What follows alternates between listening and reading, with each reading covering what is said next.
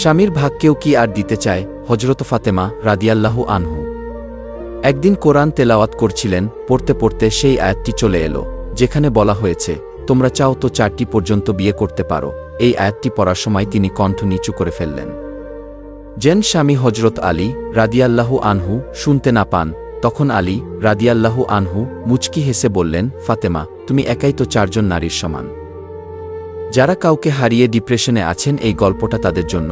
একটা পাখি আল্লাহর কাছে বিচার দিচ্ছিল যে, আল্লাহ, আমি খুব কষ্ট করে আমার ঘরটা বানিয়েছিলাম, তুমি তুফান দিয়ে উড়িয়ে দিলে, কেন করলে?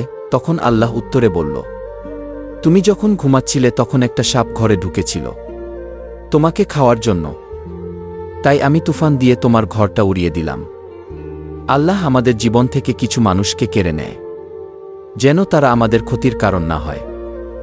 ধৈর্য ধরো, শান্ত থাকো, কম কথা বলো, শুধু নিজের প্রতি বিশ্বাস রেখে পরিশ্রম করে যাও।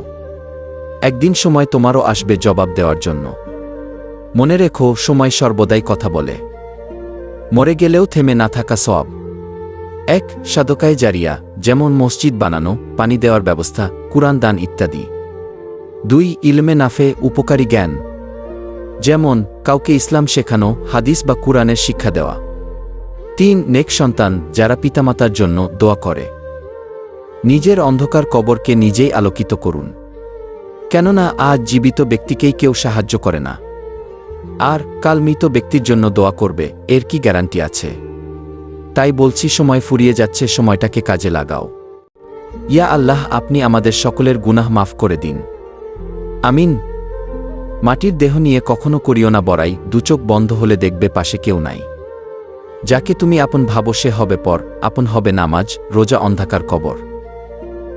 যে ব্যক্তি নামাজ ছেড়ে দিবে, 1 যে ব্যক্তি ফজরের নামাজ ছেড়ে দিবে, তার চেহারার উজ্জ্বলতা নষ্ট হয়ে যাবে। 2 যে ব্যক্তি জোহরের নামাজ ছেড়ে দিবে, তার রুজির বরকত কমে যাবে। 3 যে ব্যক্তি আসরের নামাজ ছেড়ে দিবে, তার শরীরের শক্তি কমে যাবে। 4 যে ব্যক্তি মাগরিবের নামাজ ছেড়ে দিবে, তার সন্তানাদি কোনো উপকারে আসবে না। 5 যে ব্যক্তি এশার নামাজ ছেড়ে দিবে, তার নিদ্রার পরিতৃপ্তি নষ্ট হয়ে যাবে।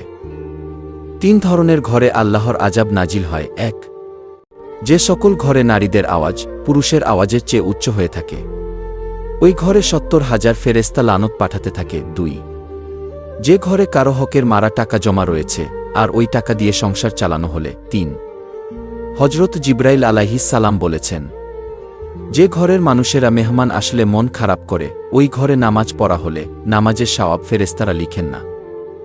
আল্লাহ আমাদের সকলকে তার রাস্তা প্রদর্শন করুন, আমিন।